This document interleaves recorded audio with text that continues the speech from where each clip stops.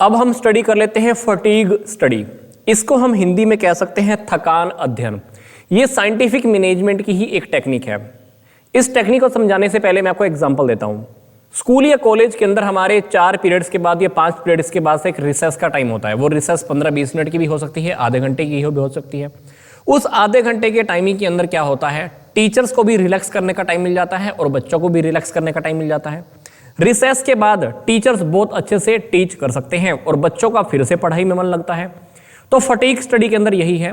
इस स्टडी के अंदर हम पहले से ही फिक्स कर लेते हैं कि किसी स्पेशल काम को पूरा करने के अंदर एक एम्प्लॉय को कितनी रिलैक्स के टाइम की जरूरत है और वो रिलैक्स टाइम हमको कितनी बार उसको देना पड़ेगा। फॉर एग्जाम्पल, हमने किसी एम्प्लॉय से 10 घंटे काम कराना है, तो हम ये देख लेंगे कि 10 घंटे के अंदर हम उसको कितनी बार रेस्ट दें, 3 बार दें या 4 बार दें। वो रेस्ट का टाइम 2-2 घंटे के बाद देते रहें या लगातार 5 घंटे के बाद एक बार रेस्ट करने का टाइम दें और फिर लगातार फिर से 5 घंटे का वो काम कर ले। तो फटीग स्टडी के अंदर हम ये देखते हैं कि किसी काम को जब हमने पूरा करना है तो उस काम को पूरा करने के अंदर एक एम्प्लॉय को रेस्ट करने का कितना टाइम देना है और रेस्ट अगर देना है तो कितनी बार देना है।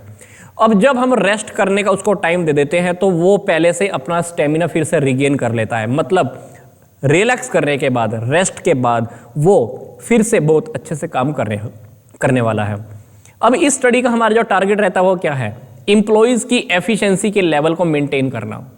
क्योंकि अगर हम रिलैक्स करने का टाइम ना दें और अगर वो एम्प्लॉय अगर 10 के 10 घंटे लगातार काम करता रहे तो आप सोच कर देखो, 2-4 घंटे तो बहुत अच्छे से काम करेगा, 2-4 घंटे के बाद वो मन लगाकर काम नहीं करने वाला, उसको थकावट होने लगेगी या मानसिक परेशानी होने लगेगी, कुछ भी हो सकता है। तो वो थकावट की वजह से उसकी एफिशिएंसी को हम मेंटेन नहीं कर पाएंगे, हमारे काम करने की क्वालिटी खत्म हो जाएगी, हमारी रॉ मटेरियल वेस्ट होने लगेंगे, टाइम हमारा वेस्ट होने लगेगा, हमको फालतू की उसको वेजेस या सैलरी पे करनी पड़ेगी।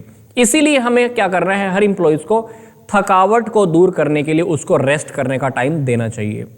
अब इस बात के साथ साथ हमको ये भी स्टडी करने को मिलता है कि फटीग होता क्यों है, थकावट होती क्यों है, थकावट के कारण क्या होते हैं। सिंपल सी बात है भाई, लॉन्ग वर्किंग आवर्स हो सकते हैं, कभी कभी काम करने की कंडीशंस, काम करना हमारे अकॉर्डिंग नहीं होता, कभी कभी ऐसा है कि बिजली वहाँ पे अच्छी नहीं है, लाइट अच्छी नहीं है, पीने का पानी अच्छा नहीं है, काम हमारे अकॉर्डिंग नहीं है या हमारे बॉस के साथ हमारे रिलेशन अच्छे नहीं है।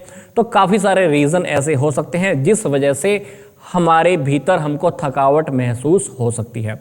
तो अब जब हम ये स्टडी करते हैं तो जब हम लोगों को, एम्प्लॉइज़ को रेस्ट करने का टाइम देते हैं तो वो फिर से तरोताज़ा महसूस करते हैं और अपनी पूरी क्षमता के साथ फिर से काम करने लगते हैं। तो ये थी हमारी थकान अध्ययन, साइंटिफिक मैनेजमेंट की ही एक ये टेक्निक है।